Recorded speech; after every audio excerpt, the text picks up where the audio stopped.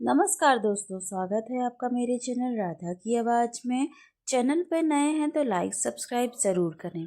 बहू, क्या हुआ? आज जब तुम्हारे मायके में वही सब हो रहा है तो तुम्हें बुरा लग रहा है? तुम भी तो यहाँ वही सब करती हो।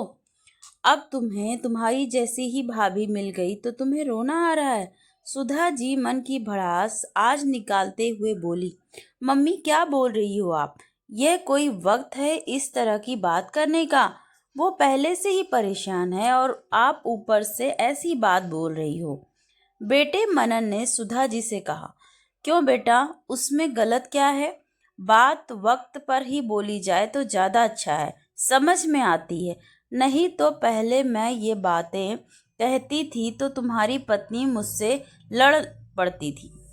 उसे लगता था मैं उसके काम में टांग अड़ा रही हूँ। देखा, इसलिए बहू अपने मायके की बातें ससुराल में बताना पसंद नहीं करती, क्योंकि ससुराल वालों को तो उसके जले पर नमक छिड़कने का शौक होता है ना। कहा था ना मैंने आपसे, घर में किसी से मत कहना। राशि रोते हुए बोली, बहू मुझे तेरे जले पर नमक छिड़कने का कोई शौक नहीं है, पर आज तुझे एहसास हो रहा है ना कि जब जलता है तो जलन होती है। मेरी बेटी के साथ तू यही सब कर रही थी इतने सालों से। सोच मुझ पर और मेरी बेटी पर क्या बीतती होगी।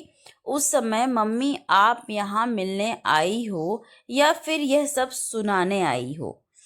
मानता हूँ कि राशि गलत है, पर कम से कम इंसानियत के नाते ही शांत हो जाओ। मनन हाथ जोड़ते हुए बोला, शांत ही तो हूँ इतने दिन से। सही है, इंसान को अपने कर्मों की सजा इसी धरती पर भुगतनी पड़ती है। आज इसके कर्म इसके सामने आ रहे हैं तो मैं कौन होती हूँ कुछ कहने वाली।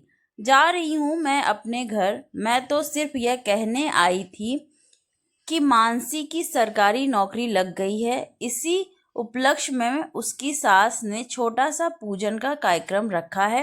तुम्हें भी बुलाया है, तुम लोग आना चाहो तो आ जाना, कहकर सुधा जी वहां से रवाना हो गई। पर मानसी की नौकरी लग गई यह सुनकर राशि के आंसू जहां थे वहीं रुक गए। खुद मनन भी हैरान होकर मम्मी को जाते हुए देखता रहा। सारी पुरानी यादें फ्लैशबैक की तरह आंखों के सामने आ रही थी। जब राशि शादी होकर इस घर में आई थी तब घर में सुधा जी, मनन और मानसी ही थे।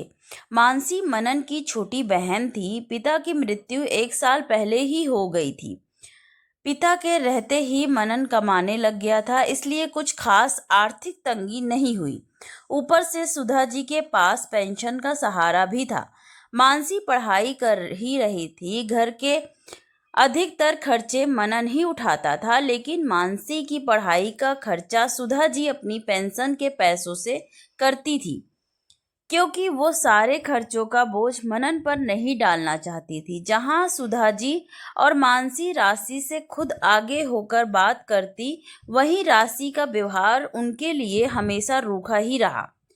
राशि को हमेशा यही लगता था कि उसका पति अकेला कमाऊ इंसान है इस घर में, इसलिए वो भला क्यों झुक कर रहे। खैर, सुधा जी ने मानसी का ग्रेजुएशन तो करवा दिया, लेकिन आगे एमबीए करने के लिए ज़्यादा पैसों की ज़रूरत पड़ती है।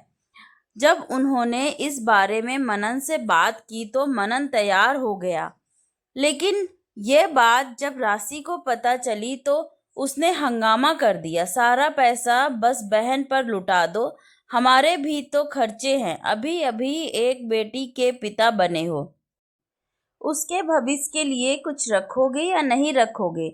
अब तक जो पढ़ा दिया उतना ही काफी है। अब किसी सामूहिक सम्मेलन में इसकी शादी करा दो। मेरे पास फूटी कौड़ी भी नहीं है उस पर खर्च करने के लिए। राशि को सबने समझाने की कोशिश की, लेकिन वो नहीं मानी और जाकर अपने मायके बैठ गई। लेकिन उसके मायके वालों ने उसे समझाने की जगह उसी का साथ दिया। जब 3 महीने तक वो मायके में ही रही तो आखिरकार सुधा जी मानसी की शादी के लिए तैयार हो गई।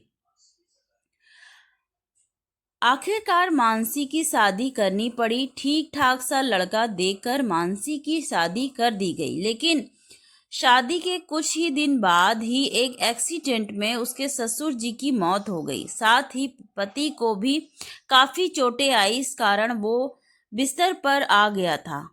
वो तो उसकी सास समझदार थी, जो लोगों के कहने के बावजूद भी उन्होंने मानसी को मनहूस करार नहीं दिया। पर घर की स्थिति को देखते हुए मानसी एक स्कूल ज्वाइन कर ली, जिसमें उसकी सास ने उसका पूरा सहयोग किया। मानसी की ऐसी स्थिति के बावजूद भी उसका मायके आना राशि को पसंद नहीं था। जब भी वो मायके आती, राशि हमेशा सुधा जी के आसपास ही घूमती रहती। उसे लगता था सुधा जी पता नहीं क्या क्या मानसी को दे देंगी, और वो अपनी इसी धारणा से इतनी ज़्यादा ग्रसित हो चुकी थी कि वो किसके सामने क्या बोल रही है उसे यह भी होश नहीं रहता था। एक तरह से कह सकते थे कि उसके मन में मानसी के लिए नफरत भर चुकी थी, और इसी कारण वो सुधा जी को भी 10 बातें सुना देती थी। लेकिन रक्षाबंधन के दिन तो हद ही हो गई। वो सुबह सुबह ही मनन को अपने मायके लेकर गई और किसी न किसी बहाने से उसे मायके ही रोक कर रखा। जब शाम को वापस आई तो बीमारी का बहाना बनाकर बिस्तर पर लेट गई। इधर मानसी सुबह से भूखी थी। यह देखकर उसकी सास मानसी को अपने साथ लेकर उसके मायके आ गई, ताकि मानसी मनन को राखी बांध सके। लेकिन यह देखकर राशि ज्यादा चिढ़ गई। अरे ऐसी क्या धन की भूखी थी जो लेने के लिए रात को ही चली आई? बहू, क्या बदतमीजी है ये? कैसे बात कर रही हो तुम? तुझे दिख नहीं रहा है मानसी अपनी सास के साथ यहाँ आई है? कम से कम तमीज से तो बोल। सुधा जी ने कहा तो राशि चिढ़कर बोली, मम्मी जी आप तो चुप ही रहिए। पता नहीं हमारी पीठ पीछे क्या क्या चुरा कर आप अपनी बेटी को दे रही हो। बस कर बहू, तू मुझ पर चोरी का इल्जाम लगा रही है। मैं अपनी बेटी को देती हूँ तो अपनी पेंशन से देती हूँ, तुमसे कुछ नहीं लेती। वाह माँ जी, आपका बड़ा अच्छा है। खर्च हमारा करो और पेंशन के पैसे बेटी को दे दो। इतना ही शौक है बेटी को देने का तो उसी के साथ क्यों नहीं चली जाती हो? मैं क्यों जाऊं यहाँ से? ये घर मेरा है। जाना है तो तुम लोग जाओ यहाँ से। बहुत हो गया, बर्दाश्त करने की इतनी हद है। मेरी सुधा जी की बात सुनकर राशि मनन की तरफ देखते हुए बोली, देखा अपनी मम्मी के तेवर, हमें घर से निकाल रही हैं, वह भी तुम्हारी इस बहन के लिए।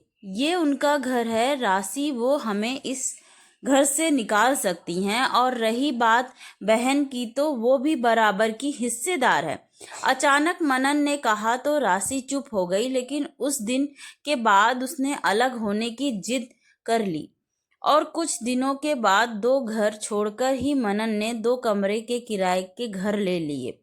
पिछले 4 साल से वो लोग अलग रह रहे थे। ना ही अब कोई रोकने टोकने वाला था और ना ही कुछ और। जब चाहती वो मायके चली जाती, लेकिन अभी कुछ महीने पहले ही उसके भाई की शादी हुई और अब उसकी हालत भी वैसी ही थी। उसकी भाभी को भी यही लगता था कि सास चोरी छुपे ननंद का घर भर रही है, और आज इसी बात को लेकर उसने राशि को बहुत कुछ सुना दिया। राशि घर पर आकर रो रही थी और मनन उसे चुप करा रहा था कि तभी सुधा जी मानसी की सरकारी नौकरी की खबर लेकर उसके घर पर आ गई थी, और तभी ये सारी बातचीत हुई। मनन ने राशि की तरफ देखा और कहा, मैं मानसी के घर जरूर जाऊंगा। अगर तुम्हें चलना है तो तुम मानसी के घर चल सकती हो, लेकिन चलना है तो शांति पूर्वक चलना है। मेरी बहन ने बहुत कुछ भुगता है, अब जाकर उसके कोई ढंग के दिन आए हैं। आज उसका पति भी अपने पैरों पर खड़ा हो चुका है और अब वो खुद सरकारी नौकरी में लग चुकी है। लेकिन इस बार राशि ने इनकार नहीं किया। वो मानसी के घर भी गई और शांतिपूर्वक सबसे मिली भी।